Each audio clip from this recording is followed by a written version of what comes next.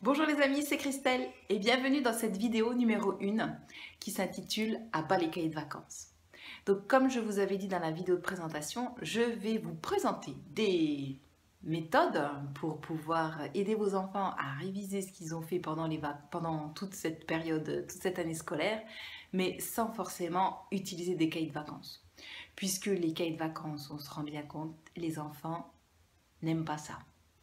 Ils ne veulent pas rester encore et encore assis à faire du papier-crayon alors qu'ils ont fait ça pendant 10 mois de l'année. Bon. Et nous, parents, on a envie quand même qu'ils révisent un petit peu ce qu'ils ont vu. Alors, comment faire? Quelles sont mes méthodes? Alors, première méthode, eh bien, tout simplement, c'est pas très compliqué. Eh bien, ça va vous prendre un petit peu de temps, mais ça va être de jouer avec vos enfants, par exemple, aux jeux de société.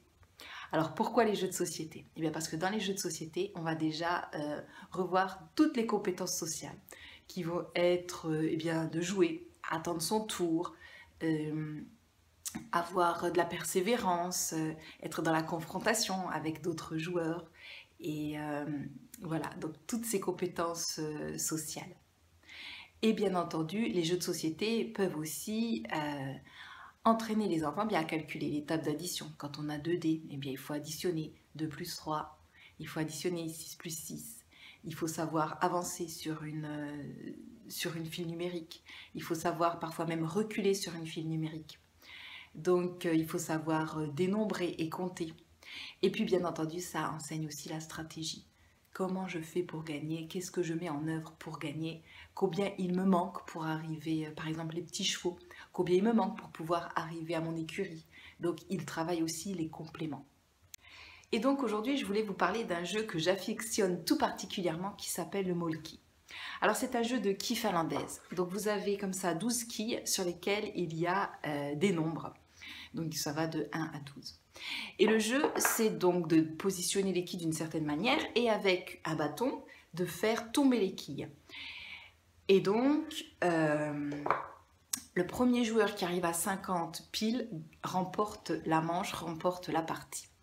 Alors, qu'est-ce que ce jeu peut bien nous apporter? Bien déjà, dans un premier temps, il va nous apporter du plaisir. Et c'est dans le plaisir que vos enfants vont pouvoir réviser.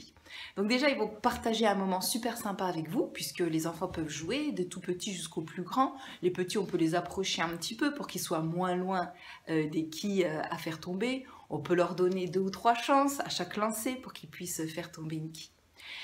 Et là, donc, à tous les âges, on apprend quelque chose.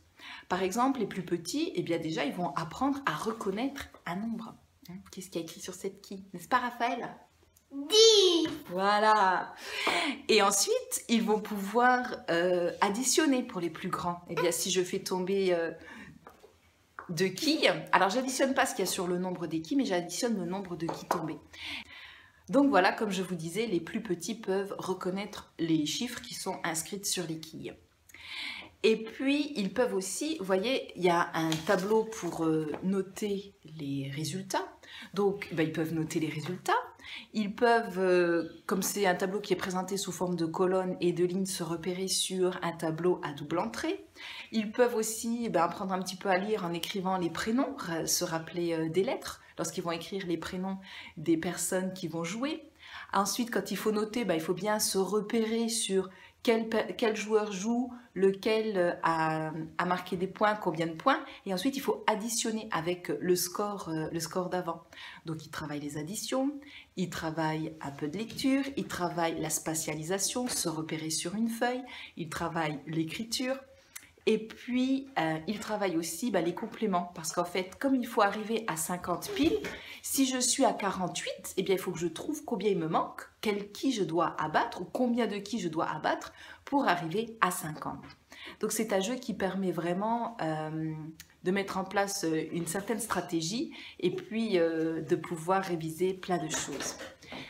Et plein de compétences, voilà, qui soient de tout petit, de la maternelle, où ils vont pouvoir écrire les nombres, au plus grand, où il va falloir additionner. Et ensuite, il va falloir aussi trouver les compléments et il va falloir bien s'entraîner à tirer, à viser. C'est un jeu, je trouve, qui apporte plein de choses, plein de bonne humeur et qui permet voilà, de passer des bons moments en famille. N'est-ce pas, Raphaël? Ouais. Toi, tu aimes le molki? Est-ce que tu aimes ce jeu? Bah oui, hein, on y joue souvent. Et Raphaël, il aime aussi noter. Alors, je peux vous montrer, voilà. Parfois, il note. Alors, où est-ce que tu as noté, toi? C'était où les fois où tu as noté? Et ben voilà. Les fois où il a noté, par exemple. Voilà, c'est lui qui a noté. Avec le gribouillage. Avec le gribouillage aussi. Voilà. Donc je vous fais de gros bisous et je vous dis à une prochaine vidéo pour de prochains apprentissages dans la joie et la bonne humeur. Et à bas les cahiers de vacances!